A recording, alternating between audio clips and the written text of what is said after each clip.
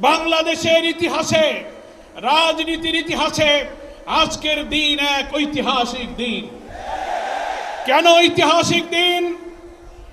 মুসলিম উম্মার নেতৃত্বদানকারী দেশপ্রেমিক সকল ইসলামী দল, ব্যক্তিত্ব, স্কলারদের মধ্যে ভিন্নমত থাকা সত্ত্বেও আজকে একটি ঐতিহাসিক ঐক্যের যে পরিবেশ এবং সম্ভাবনা দেখা দিয়েছে, সৈয়দ মোহাম্মদ রেজাউল করিমের আহ্বানে আজকের ঐতিহাসিক মঞ্চে যারা বসে আছেন তারাই হচ্ছে এই ঐক্যের মহাকাণ্ডারী।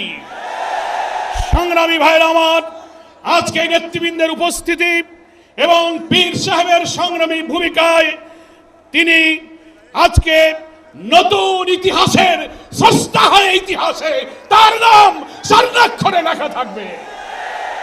সংগ্রামী দেশবাসী ভাইরা, আমি অন্তর্বর্তীকালীন সরকারের প্রধান প্রফেসর ডক্টর মোহাম্মদ ইউনূস আপনাকে বলতে চাই, আপনিও ন্যাশনাল কনসেনসাস কমিশন যেটা হয়েছে তারও আপনি চেয়ারম্যান, তার কো চেয়ারম্যান করা হয়েছে প্রফেসর ডক্টর আলী রিয়াজকে। আর নির্বাচন কমিশনের প্রধানকে আমি বলতে চাই, আজকের এই সমাবেশ থেকে, এই জনসমুদ্র থেকে এই বার্তা যদি আপনারা বুঝতে ভুল করেন, পিওর পদ্ধতি ছাড়া নির্বাচন বাংলার মানুষ গ্রহণ করবে না। আমি প্রধান উপদেষ্টা, নির্বাচন কমিশনার সকলকে বলবো, আপনি জাতির উদ্দেশ্যে নিরপেক্ষ থাকার অঙ্গীকার করেছেন।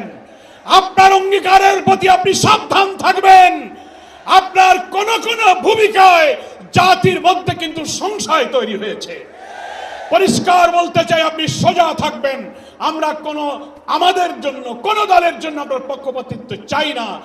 2000 ছাত্র জনতার জীবন, হাজার হাজার মানুষের রক্ত, 17-18 বছরের মানুষকে ফাঁসি, অত্যাচার, জুলুম, রিমান্ড, ক্রসফায়ার দিয়ে আলেম ওলামা পীর মাশায়েখদের যে নির্যাতন করেছেন, সেই সংগ্রাম আমরা ব্যর্থ হতে দেব না।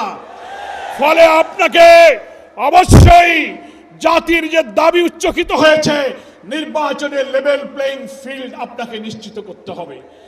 আপনি জাতির কাছে, জাতির উদ্দেশ্যে ভাষণে একটা কথা বলবেন, being a head of the government একটা কথা বলবেন, রাষ্ট্রীয় টেলিভিশনে একটা কথা বলবেন, কোন একটা দলের কাছে আলোচনায় গিয়ে সে কথা আপনি ভুলে যাবেন, এটা নিরপেক্ষতা ভঙ্গ হয়েছে।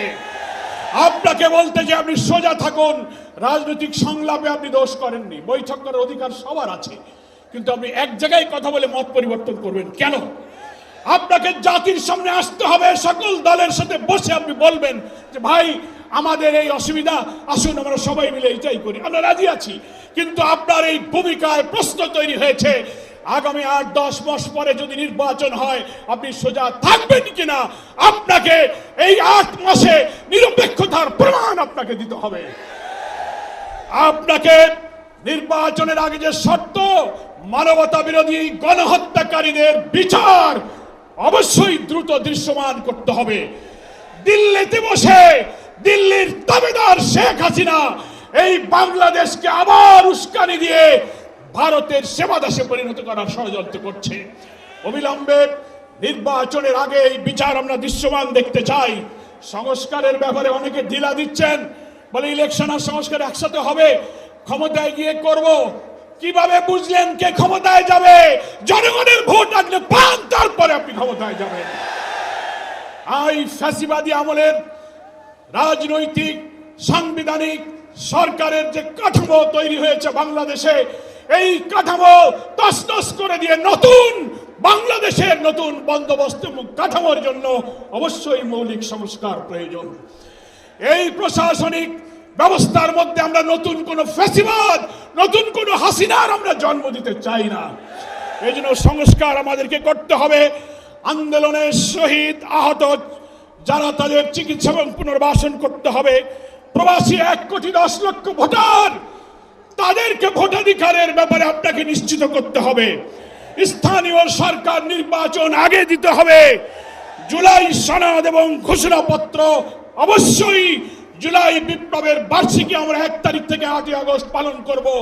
এর মধ্যেই জুলাই সনদ এবং জুলাই ঘোষণাপত্র আপনাকে বাস্তবায়ন করতে হবে। সংগ্রামী দেশবাসী, বাংলাদেশ জামাত ইসলামীর সংগ্রামী আমির ডাক্তার শফিকুর রহমান তিনি পীর সাহেব চরমনাইকে এবং আপনাদের সহ সকল দেশবাসীকে জামাত ইসলামের পক্ষ থেকে সালাম এবং শুভেচ্ছা জানিয়েছেন। তিনি জাতীয় ঐক্যের জন্য যে ঐতিহাসিক ভূমিকা রেখে চলেছেন, আমি মনে করি চরমনাইয়ের পীর সাহেব সেই চেষ্টার ক্ষেত্রে একটি গুরুত্বপূর্ণ ঐতিহাসিক উদারতা, অবদান, মহব্বত রেখে ইতিহাসের একটি স্রষ্টা হয়ে তিনি থাকলেন। আগামী দিনে জাতীয় ঐক্যের মধ্য দিয়ে নতুন ফ্যাসিবাদের জন্মকে আমাদের ঠেকাতে হবে। আমরা এই ঐক্যের পেছনে চরমনাইয়ের পীর সাহেবের যে উদারতা, যে আন্তরিকতা, যে মহব্বত, তার মাধ্যমে তিনি যে গুরুত্বপূর্ণ ভূমিকা পালন করেছেন, আমরা দেখতে পাচ্ছি ইতিমধ্যেই বাংলাদেশের গ্রামে গঞ্জে, শহরে, নগরে, বন্দরে ওলামায়ে কেরাম, মুসলিম উম্মাহর নেতৃত্বদানকারী জনগণের এই ঐক্যের পরিবেশ দেখে, আজকে এক মঞ্চে দেখে গ্রামে গ্রামে ঐক্যের জোয়ার শুরু হয়েছে।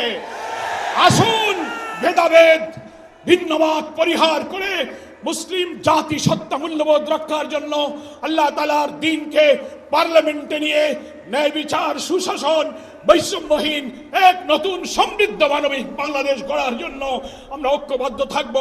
সকলকে